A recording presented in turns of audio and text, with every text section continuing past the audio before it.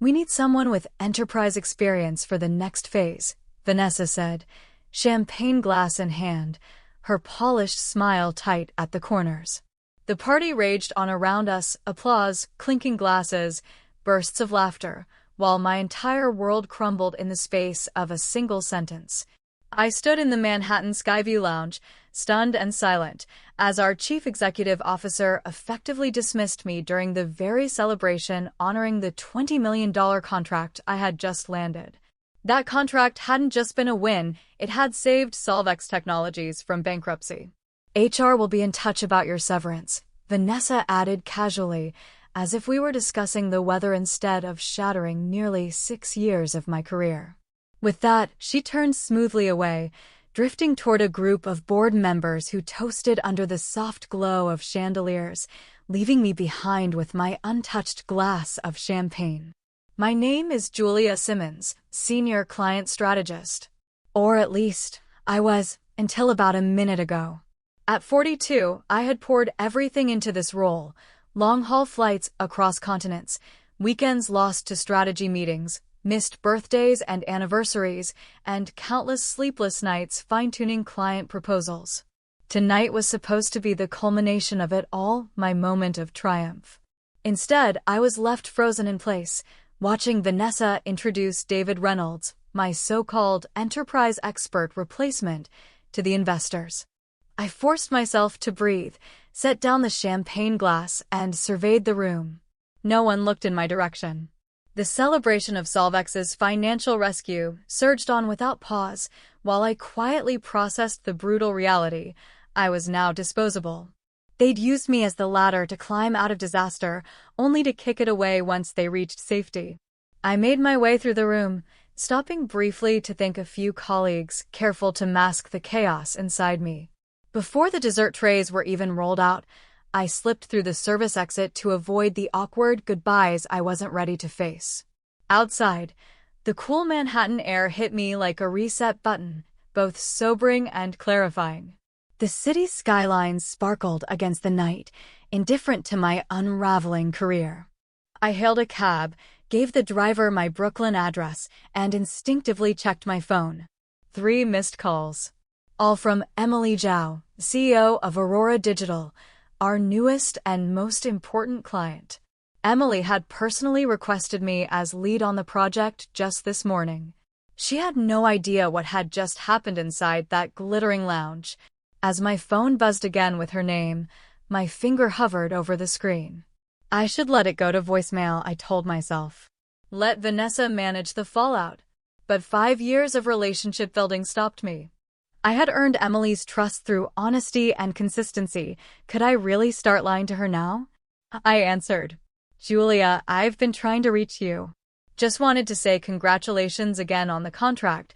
Emily's voice was warm, genuinely excited. And right then, I felt a warning flicker through me. There was something I didn't know yet, something important about to unfold. I've always been a strategist at heart, long before it became my job title. Growing up in a family of 7 kids taught me to anticipate problems, read between the lines, and figure out which fights were worth taking on. When my mother fell ill, I was the one managing doctor's appointments, explaining treatments to my siblings, and keeping the house running while my father crumbled under the weight of it all. I was only 16. Those early lessons in crisis management had shaped my entire career. In just 7 years, I had risen from marketing coordinator to client liaison to senior client strategist at Solvex Technologies. And yet, here I was, staring down betrayal not from competitors, but from inside my own camp. As Emily's cheerful voice carried on, I realized something. This wasn't the end. Not even close. I had a natural instinct for sensing what partners needed, often before they fully grasped it themselves. That's how my work with Zenith Innovations began 5 years back. They were a small but dynamic tech firm brimming with potential, though their finances were tight. While most at Solvex Technologies dismissed them as too risky, I saw something different. I persuaded Vanessa, despite heavy resistance from the board, to extend favorable terms. "They're too unproven," the board cautioned. "It's a gamble." But I trusted Emily's vision. I had faith in her ability to lead, and most critically, I saw a path where both companies could evolve and benefit, Solvex supplying key components, and Zenith propelling us into new technological frontiers. For half a decade, I carefully nurtured that alliance. I was on the phone for midnight strategy calls when Emily was working from Europe. I flew to their offices every few weeks. I immersed myself so deeply in their operations that I could predict upcoming needs before they were voiced. I often shielded them when Solvex's corporate side became too forceful.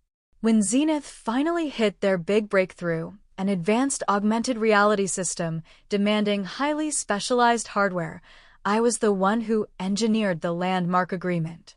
A $20 million contract landed precisely when Solvex was reeling from a disastrous product launch and supply chain failures.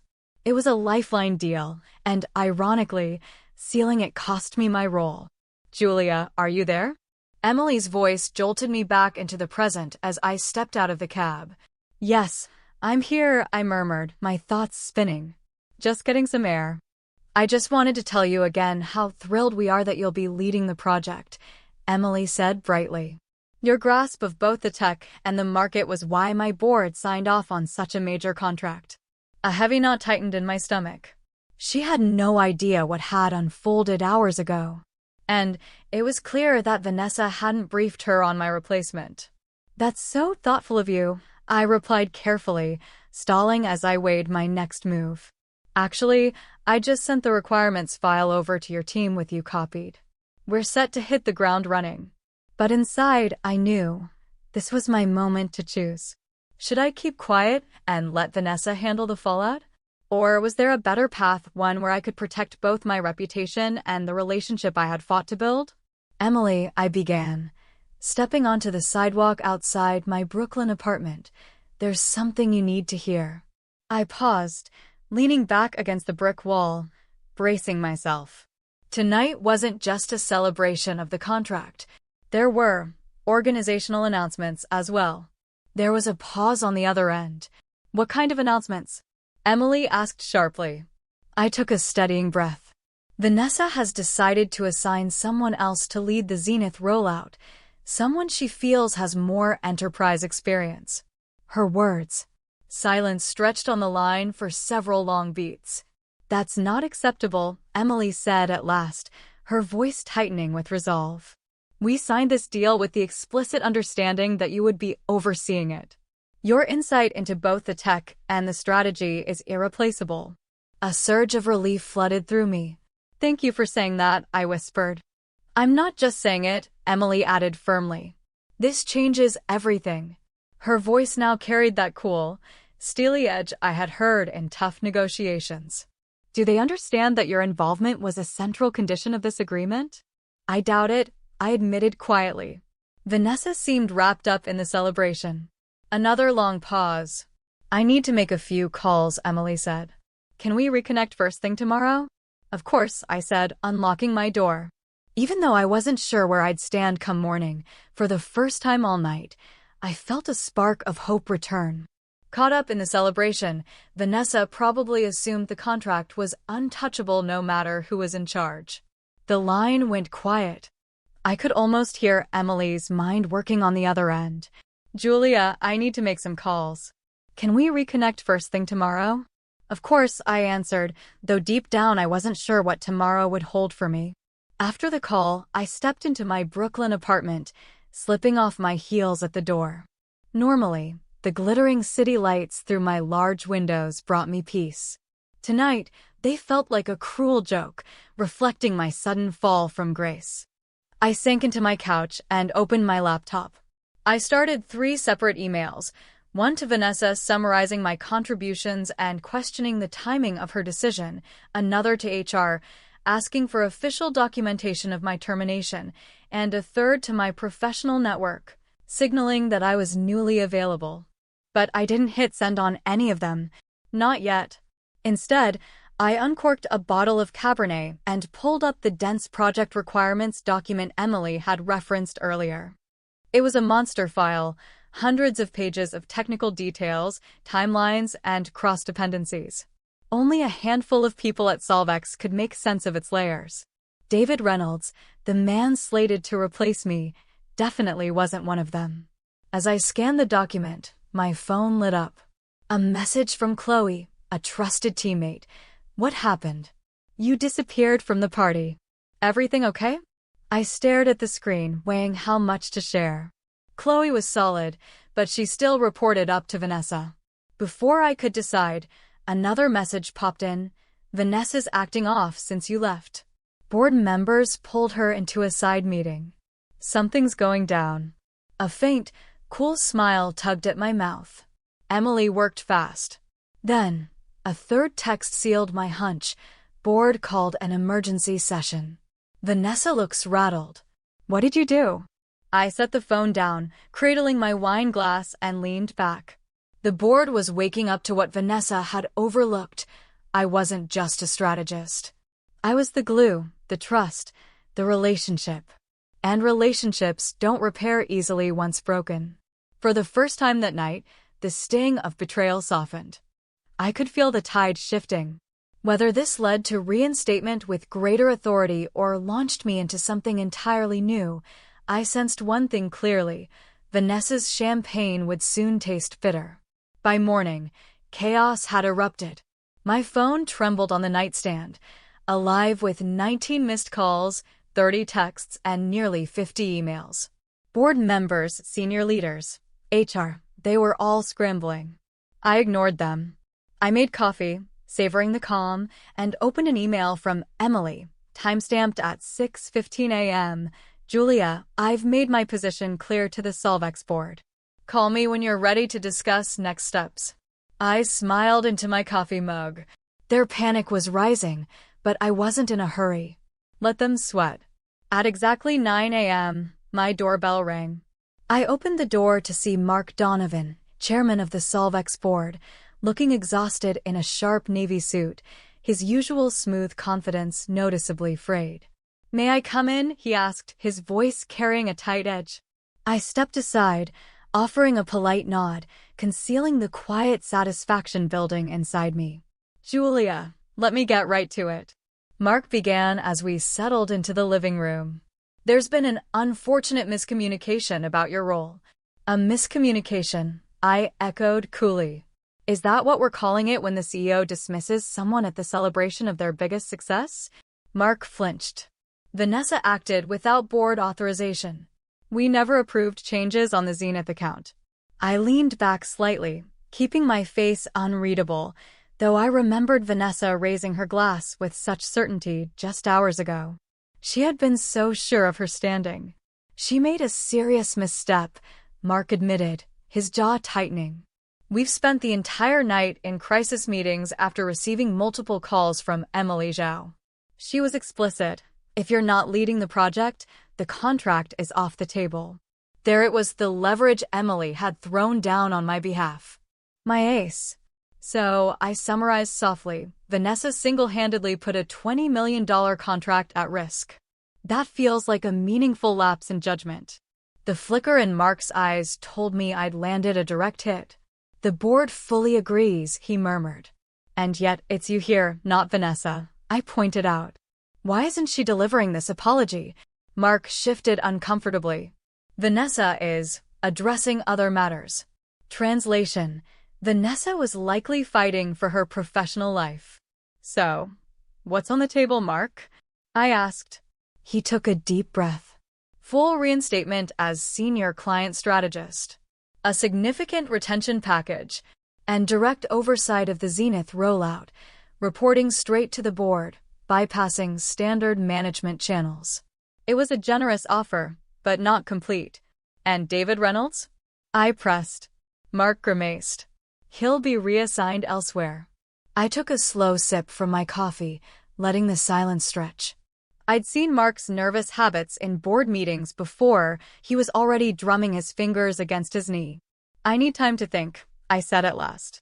Julia, time is tight, Mark warned, his voice firming. Emily has given us until noon to confirm your participation. If not, she's preparing her legal team to explore withdrawal options. I glanced at my watch. So, you need an answer in 3 hours? Mark gave a stiff nod. I stood, signaling the conversation was over. I'll call you before the deadline. As the door clicked shut behind a visibly unsettled Mark, my phone buzzed. A message from Chloe lit up the screen. Vanessa's packing up her office. Board forced her resignation. Seconds later, another update confirmed Mark's been named interim CEO. That changed everything.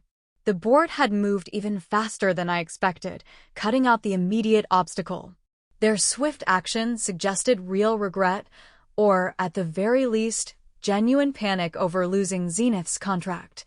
I scrolled through the flood of texts and emails when a new message arrived from an unfamiliar number. Julia, this is Thomas Blackwood, CEO of Meridian Acoustics. Let's discuss your future over lunch today. I believe we can offer far more than patchwork solutions. A slow grin spread across my face. The lunch spot Thomas selected was a refined, low-key French bistro on Manhattan's Upper East Side, known for discretion and impeccable service. As the hostess led me to his table, I took in the man waiting for me, mid-50s, tall, polished, exuding the effortless confidence of someone used to steering the room. Thomas stood to greet me, offering a firm handshake. Meridian Acoustics was Solvex's top competitor, a powerhouse in sound-integrated technology that overlapped many of Zenith's target markets. Julia Simmons, he said smoothly, I've been following your work for some time. Thank you for making time today. As we sat, I had one thought. I wasn't boxed into a corner. I was holding the cards. Meridian Acoustics specializes in sound-integrated systems that overlap many of Zenith's target markets, Thomas Blackwood explained smoothly as he reached across the table to shake my hand. Julia Simmons, he said warmly. Your reputation definitely precedes you. Thanks for making room in your schedule today. We exchanged the usual pleasantries as the server poured water and took our orders. Once the table was cleared, Thomas leaned in slightly, his expression sharpening. I'll get to the point, he said. We've been tracking your work with Zenith Innovations for a while now. That agreement you closed? It's not just impressive in size, but in how it positions both companies moving forward. I tilted my head, intrigued. Go on. Solvex didn't deserve you, Thomas continued without missing a beat. What Vanessa did was a major failure in judgment. And the board's backpedaling doesn't change that. You seem remarkably well-informed about Solvex's internal affairs, I noted. Thomas offered a knowing smile. New York's tech world is small. News travels at light speed, especially when it involves $20 million contracts and a CEO forced out overnight. As if on cue, my phone vibrated in my handbag. Mark's name flashed on the screen. No doubt, another last-minute attempt to secure my commitment. I let it buzz. So, I said, steadying my voice, what exactly are you putting on the table? Executive Vice President of Strategic Partnerships, Thomas replied smoothly. We're talking double your current salary, a significant equity stake, and a seat at the executive table. I blinked, surprised. It was a far bigger offer than I'd expected. That's generous, I said carefully. Thomas gave a slight shake of his head. It's not generosity. It's calculated strategy. We want the relationships you've built with Emily, with other key players. We want your deal-making skill. And yes, his eyes sharpened, we want to deliver a strategic hit to Solvex. There was the truth behind the polish. And if Zenith doesn't come with me? I asked, watching him closely. Then we still gain a top-tier strategist, and Solvex still loses a critical asset, Thomas answered without hesitation. He slid a sleek folder across the table. Inside was the formal offer. The signing bonus alone made my breath hitch, a seven-figure figure that would cover years of earnings. This is compelling, I admitted, closing the folder slowly. But there are layers to consider. Your commitment to Emily, Thomas acknowledged with a nod. We respect that. It's part of why we want you. Take the afternoon to weigh your options, but we'll need an answer by end of day. As I stood to leave, phone buzzing yet again in my bag, I glanced at my watch. It was already 11:45 a.m. Solvex's deadline loomed just minutes away. "Thank you, Thomas," I said calmly, tucking the folder into my tote. "You'll hear from me soon." Back at my apartment, I spread out the competing offers on my kitchen counter. Solvex was dangling reinstatement, plus unprecedented authority. Meridian was offering an executive seat and a life-changing financial package. But what neither fully accounted for was Emily and Zenith, and my personal commitment to both. I picked up my phone and dialed. "Emily, it's Julia. Got a moment?" "For you?" "Always," Emily replied warmly. "So, has Solvex begged enough yet?" "Mark came by this morning," I said, glancing at the skyline through my window. "Vanessa's out." "Good," Emily replied crisply. "That's the bare minimum I expected." "I've also received an offer from Meridian," I added carefully. "Executive Vice President, major incentives." There was a thoughtful pause on the line. "And if you take it," Emily said slowly, "we'd need to revisit our entire partnership, wouldn't we?" "Yes," I acknowledged quietly. "New leadership, new agreements, new ground rules." Another pause, and I knew the next choice was mine to make. "The real question is, Julia, what do you want?" Emily's voice was calm but firm on the other end of the line. She was right, and it hit me hard. I had been sidestepping that question for hours, maybe even days. Did I crave payback against Solvex? Was I chasing the prestige of an executive title at Meridian? Or was there something deeper I hadn't fully named? "I honestly don't know," I confessed. "But I need to figure it out soon. I have less than an hour." "Then let me help clarify," Emily said. "There's a third path you haven't explored." By the time noon rolled around, my choice was made. I picked up the phone and called Mark first. "Julia." "Thank God," Mark said, his voice tight with urgency. "We're at the wire here. Have you made a decision?" "I'm turning down the offer, Mark," I said calmly. There was a sharp inhale. "Julia, please, we'll match whatever Meridian offered." So the tech grapevine had been buzzing. "This isn't about salary," I explained quietly. "It's about being seen and valued, something that should have been there before the crisis hit, not just after." "We can fix that," Mark promised, desperation creeping into his tone. "But please, don't pull the rug out from under us with Zenith." "I've already informed Emily of my decision," I replied. Silence stretched on the line. "So, we've lost the deal," Mark said at last, his voice flat. "Not necessarily," I offered. "Call Emily. She'll explain the terms under which Zenith might still be willing to work with Solvex." I ended the call and immediately dialed Thomas. "Julia," he answered smoothly, "am I hearing good news?" "I appreciate the offer, Thomas," I said honestly, "but I'm going to pass." Unlike Mark, Thomas didn't protest. "Can I ask why?" he said, intrigued. "If it's the compensation, we can revisit it." "It's not the money," I replied.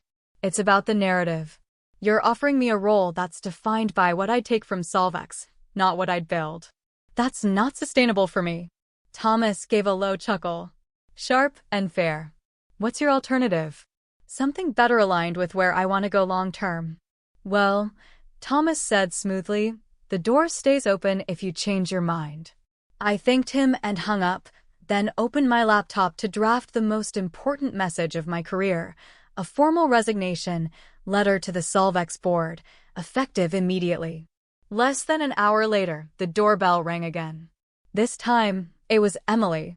"Are you sure about this?" she asked as I welcomed her into my apartment. "I've never been more sure," I said, handing her a cup of coffee.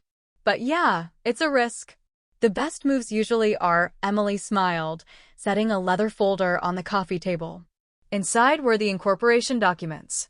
Once I signed, Bridgepoint Strategies would be official, the new consulting firm Emily had encouraged me to launch, with Zenith as its anchor client. Under the restructured agreement, Solvex would continue manufacturing, but my firm would lead implementation. "The Solvex board is in full meltdown," Emily reported with a small grin. "Mark called me right after you hung up." I laid out the new terms. "They keep the manufacturing contract, but only if they partner with Bridgepoint on the delivery side. And? I prompted. They're scrambling over the legal implications, but trust me, they'll fold. They don't have another play. Taking a deep breath, I signed the papers, feeling the weight and thrill of the moment. I wasn't just a strategist anymore. I was an entrepreneur. There's one more thing, Emily added, pulling out another document. Zenith is ready to provide seed funding in exchange for a minority stake. Enough capital to get you up and running fast. I looked at the offer, and for the first time all day, I felt excitement surge. I wasn't walking away empty-handed. I was stepping into something bigger. The company was bleeding talent, battling missed deadlines, and staring down a serious cash crunch before the quarter wrapped up. Still, their production assets held undeniable worth. With the right oversight, they could become a valuable piece of Bridgepoint Strategies' growing puzzle. The possibility of integrating manufacturing and consulting was too smart to ignore. I dialed Emily to lay it all out. That's poetic justice, she said after hearing the proposal. But is it smart business? With the right restructuring, absolutely, I told her. Their manufacturing side strengthens our consulting services. Together, we could offer a start-to-finish solution neither of us could deliver alone. And their current board? Gone after acquisition. Emily paused, thoughtful. You've come full circle, she murmured. From being pushed out by Solvex to potentially becoming its owner. If we move forward, I cautioned, I'm still weighing options. After we ended the call, I sat with the financial reports my advisors had compiled. The numbers supported the buyout at the price on the table, but something inside me still felt unsettled. I flipped open my laptop and searched the latest on Vanessa. According to the business news, she had landed a role at a small firm in Denver, a major step down from her former seat. Her public firing had damaged her reputation, narrowing her opportunities. Strangely, I didn't feel the surge of satisfaction I once imagined. Vanessa's decision had, in a twisted way, propelled me here. Without her miscalculation, Bridgepoint Strategies wouldn't even exist. I shut the laptop and looked back at the acquisition memo. It no longer felt like revenge. It felt like growth. This was about seizing an unexpected opportunity, not settling old scores. The following morning, I called Mark.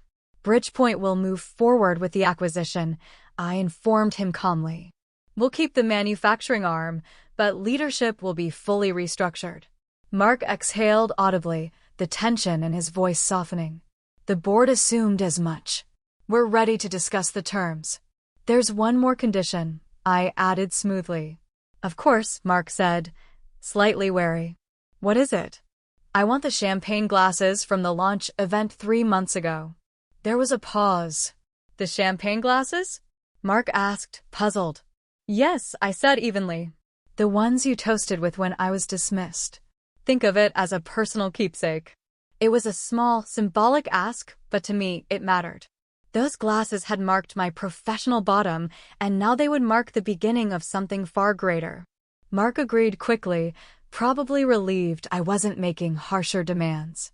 As I ended the call, I turned to look out over the bustling Bridgepoint offices. We were about to expand in a way none of us had imagined months ago, merging Solvex's manufacturing expertise with our consulting platform. The road ahead would be demanding, but the possibilities were vast. The climb from that humiliating night to this moment of triumph had been fast, sharp, and nothing short of transformational. Vanessa's cutting words, "We need more enterprise experience," were now almost laughable. I had built an enterprise from the ground up in just 3 months, and now it was strong enough to absorb the company that once cast me aside. I smiled faintly as I watched my team in motion. It hit me that I didn't truly need those champagne flutes on my shelf. The real reminder of how far I'd come was here, in the momentum, the people, and the vision we were shaping together. I was no longer telling a story about old enemies. I was building something new, something that no longer hinged on the past. And that was the real triumph. I want to take a moment to speak directly to you. Yes, you watching this. If my story has struck a chord, I ask you to share your thoughts and encouragement in the comments below. Your support matters more than you know. This journey, from being dismissed and underestimated to rising stronger than ever, has been both the hardest and most rewarding chapter of my life. But here's the truth: none of us walks this road alone. We all need voices cheering us on, reminding us that our worth is not determined by a job title, a company, or even a painful betrayal. So, I invite you to leave a message below. What would you say to someone standing at the edge of a major turning point? What advice would you give to help someone reclaim their confidence and step boldly into a new chapter? For those of you who are facing your own challenges, I want to share this piece of advice that helped me. Sometimes the most powerful revenge is not about proving someone wrong, it's about proving yourself right. It's about building something so meaningful, so authentic, that the opinions of those who doubted you fade into the background. Don't let rejection define you. Let it refine you. Let it shape you into someone who is courageous enough to carve their own path, even when the future feels uncertain. Whether you're rebuilding after a career setback, a personal loss, or a betrayal, remember this: your story isn't over, it's just getting interesting. So tell me in the comments, how have you turned a setback into strength? How have you surprised the people who underestimated you? And most of all, what's your next big move? I can't wait to read your thoughts.